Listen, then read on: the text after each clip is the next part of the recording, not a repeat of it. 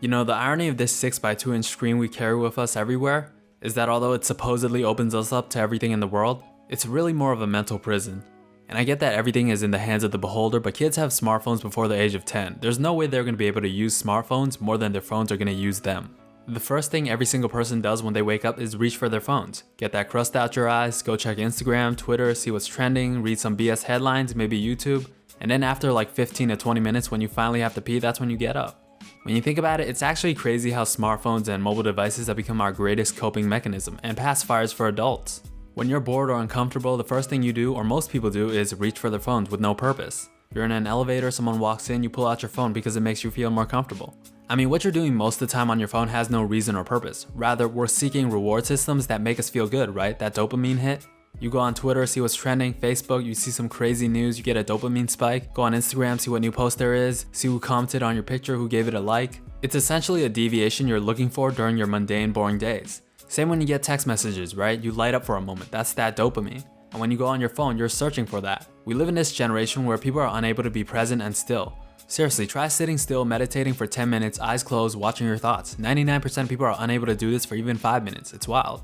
And since Corona 1984 happened, time spent on phones is almost nearly doubled. That's a fact, a scary one at that. 86% of us go online daily using mobile devices. An average person spends around 5.5 hours on their phone a day. Keep in mind, we're only awake for 16 on average, while young adults and teens go for around 7 to 8 hours a day on their phones. Basically, people go on their phones a lot, and exponentially more since the virus. I mean, I don't think that's breaking news, but those are some statistics for scale.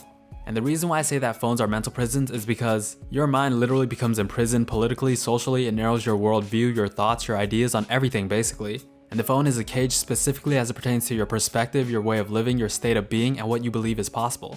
You might think you have access to whatever you want, but the truth is our phones track us. The sites we go on, the algorithms specifically curated to making us think, feel, and act a certain way. It goes deep. Even to what you see as attractive, your aspirations, what you believe to be real. There's such a stark contrast between being on your phone or a mobile device as opposed to being in the real world. It's literally like two different worlds, two different planets almost. When you're on your phone, you're texting, playing games on social media, Instagram, Twitter, Facebook, YouTube, that becomes your world. And then you become entranced in this virtual fake world and you dive into everything it has to offer. You're in this world of social media and your thoughts and ideas become shaped based on what you see on your phones. Compare that with going outside in the real world, in nature, getting some sun, away from your phone, away from your computer, the internet, real interactions. For me, I only use it for 3 things: music, internet when I'm not home, and phone calls and text messages. Well, actually that's 4, I guess. I've had this iPhone 7 for 4 years and I still don't know half the functions on this phone. Never even touched half the apps on this phone either. But all I know is that every time I use my phone for any of the reasons I listed, I always come out feeling like I just put my mind in a cage for however long it was. I'll use this as an example, and I know you can understand what I mean when I say this. When you were on your phone or mobile device or internet, what was your idea about the virus at its peak in 2020? It's that people were dropping like flies, it was apocalyptic, people have hazmat suits cleaning down the streets, like end of the world type shit. I probably went out every other day that entire year of 2020, at least 45 minutes a day just to go for a walk, go get some sun, meditate, listen to music. And it was nothing like what you were reading on the internet at all.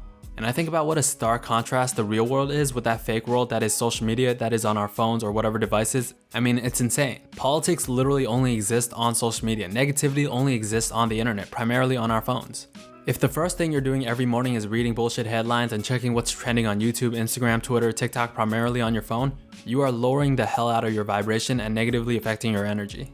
Your world and what you believe in your mind is so far-fetched from actual reality. Again, I don't even have social media and sometimes I'll use it to gather public opinion or maybe I want to talk about something in my video. And just within a few minutes, I see how that shit affects my energy and your worldview, and it's like so crazy. It's so different from what's real. What most, if not every person does anyways, when you're on your phone, you're looking for things to reinforce your beliefs. For example, if you're liberal, you're subconsciously searching for things and narratives or other people who reinforce what you believe. Same thing if you're conservative or whatever.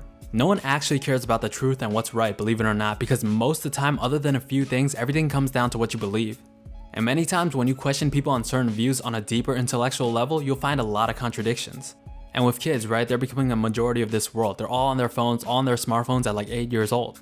They're all on social media. They see all of this. They're on Instagram, they're on Facebook, Twitter, YouTube. They're on all of this, and they see everything.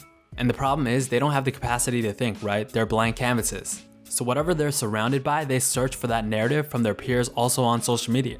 And let's be real, most of the time teens are 98% of the time using social media on their phones. And what's on social media are very controlled and censored ideas, schools of thoughts, everything from pop culture, politics, everything.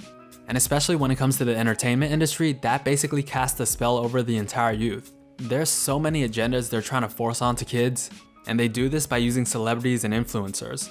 And listen, you can believe whatever you want, my thing is just leave kids alone, let them chase butterflies.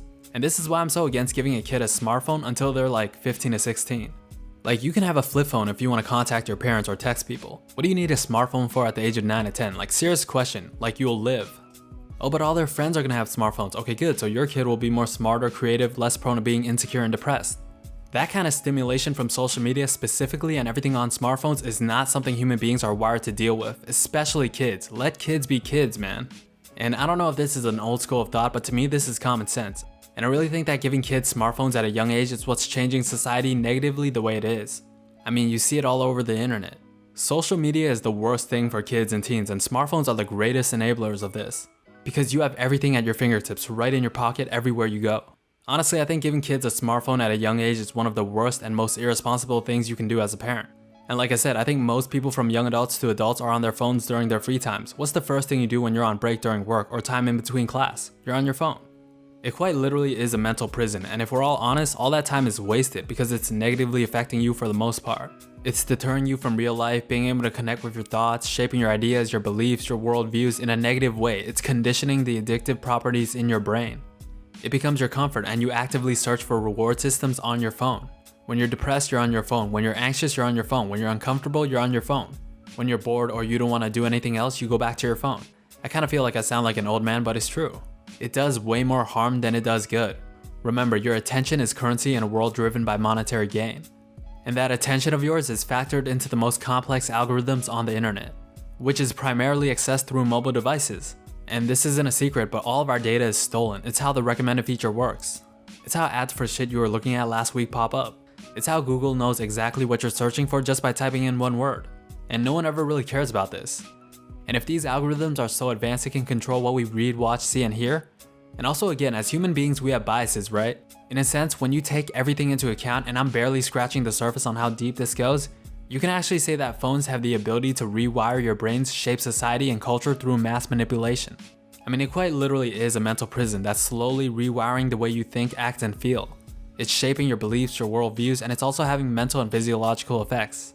You know, the radiation, the blue light, the addiction, the dopamine craving, the instant gratification.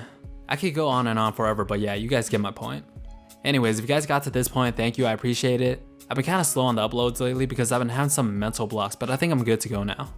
Oh yeah, and also the Jake Paul vs Tyron Woodley fight is coming up, and I'm gonna make some videos on that. That's gonna be exciting. Anyways, yeah, if you guys like the video, leave a like, comment, or sub. And with that said, make sure you guys stay true. Talk to you guys real soon. Peace.